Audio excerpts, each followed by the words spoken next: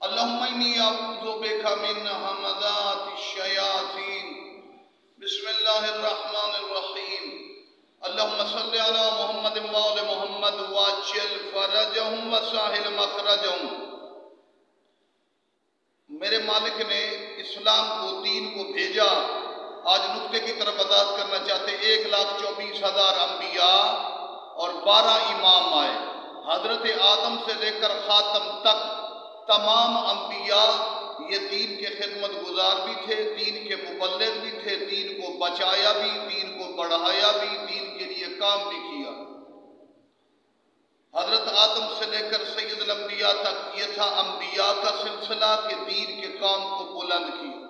اس کے بعد سب سے افضل ترین نبی، فخر کائنات، فخر موجودات آقا صلی اللہ علیہ وآلہ وسلم آئے۔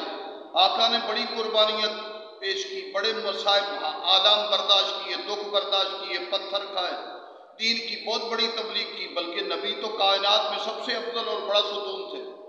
اس کے بعد امین علیہ السلام نے، آقا نے جنگیں بھی کی دین کے لیے، دین بھی پھیلایا، خطبات بھی دیے، قربانیاں بھی دی۔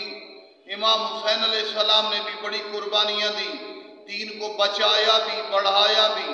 لیکن میں آپ بتانا چاہتے اس کے بعد آئمہ کی پوری لسٹ امام حسن عسکری تک، قید و بند، مصیبتیں، دکھ۔ امام علی نقی علیہ السلام 20 سال نظر بندی، امام موسیٰ کاظم 14 سال قید، امام حسن عسکری علیہ السلام نے بھی تاریخ زندان میں مشکل وقت گزارا۔ ان تمام ہستیوں نے لاجواب، بے مثال، عظیم، بلند کام کیا، دین کو بچایا بھی، بلند بھی کیا۔ لیکن آدم سے لے کر مصطفیٰ تک، مصطفیٰ سے لے کر عسکری تک، یہ تمام دین کے مبلغ تو ہیں، بچانے والے تو ہیں، بڑھانے والے تو ہیں، بلند کرنے والے ہیں، لیکن کبھی دین کا غلبہ نہیں آیا۔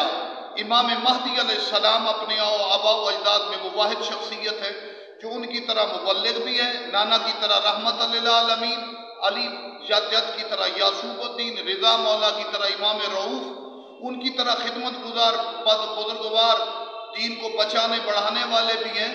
لیکن امام زمانہ انبیاء اور ائمہ سے مختلف جو چیز ہے، امام زمانہ دین کے غلبے کی علامت ہے، خدا کا وعدہ ہے، اللہ نے کہا ہم قریب غلبہ دیں گے سورہ روم میں۔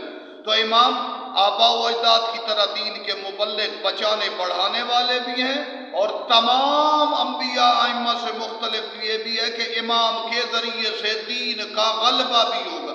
باقی دین بچانے والے، مبلغ، یہ دین کو جوان کرنے والا مہدی آل محمد اور دین کا تسلط اور پورے ورلڈ میں ہولڈ دینے والے امام زمانہ۔ السلام علیکم ورحمۃ اللہ۔